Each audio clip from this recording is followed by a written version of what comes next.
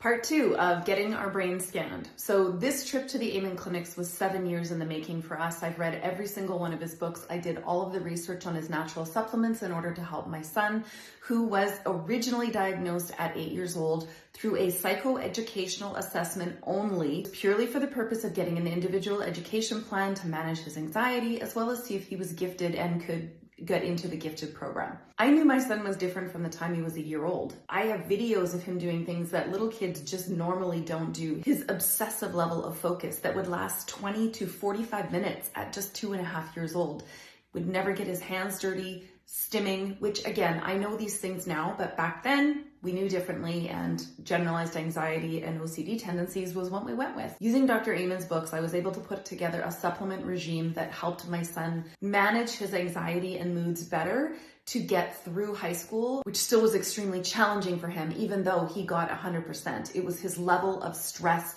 and the panic attacks every day, and somewhere in there trying to find some friendships and some joy. Here we are at the Amen Clinic. I know I'm pointing to the hair club, but that's not where I'm going. We're going to Amen Clinics. Finally being there was a bit surreal. This is me also getting my brain tested, being injected with the radioactive isotope right before doing a 20-minute concentration exam, then doing a cognitive computer exam, then of course had to go for sushi because why not? Then it was back home for a week to wait for the results. My son is a young adult and had been struggling for some time. Even though he was employed, his anxiety was continuing to rise and his depression was growing as well. Let's get to the brain scans, shall we? This scan is an average 21-year-old brain with average levels of blood flow showing from the chin, through the chin, then the left side, then the right side, and from the top down. It looks like a nice squishy marshmallow with lots of blood flow. This is my son's brain at rest. I need to tell you, those are not holes in his brain. What appears a hole in a SPECT brain scan is areas of blood flow lower than 35%. This shows the lack of blood flow in key areas of my son's brain that are creating some of his issues. For instance, the prefrontal lobes here that are required for concentration show a lack of blood flow,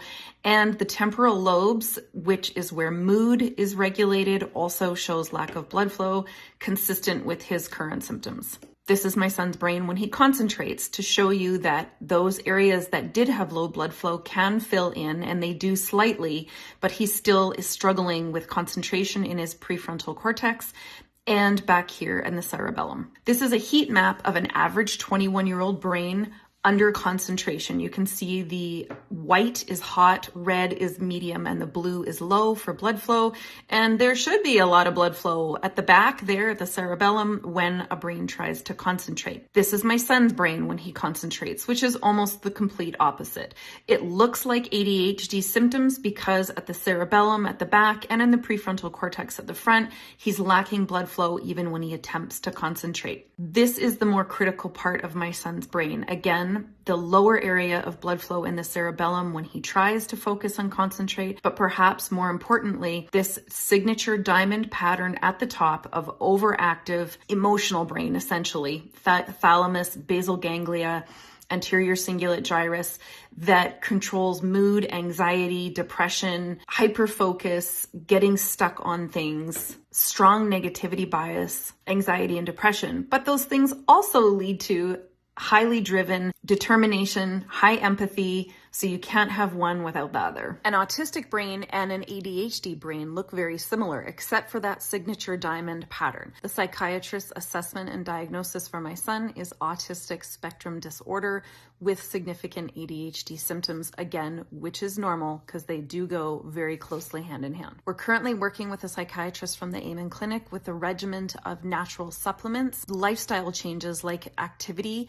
An autistic brain requires cross-quadrant activities, balance, coordination activities, help build blood flow in the cerebellum, and also improve mood. He's supposed to eat more protein, so diet plays a huge role along with the supplements to improve mood, lower depression and relieve some of the symptoms of such significant anxiety. This was a very strong hunch I had prior to getting my son tested, which I did share with him. I feel relieved and empowered now that we have an objective diagnosis, that we can move forward with a clear plan without some of the mental health challenges that go along with being in his brain. Raising my son is one of the hardest things that I've ever done, and I couldn't have done it without years of research, reading books, constantly advocating, never giving up to find answers and find what worked for him. This new diagnosis is just the beginning of another chapter, so stay tuned.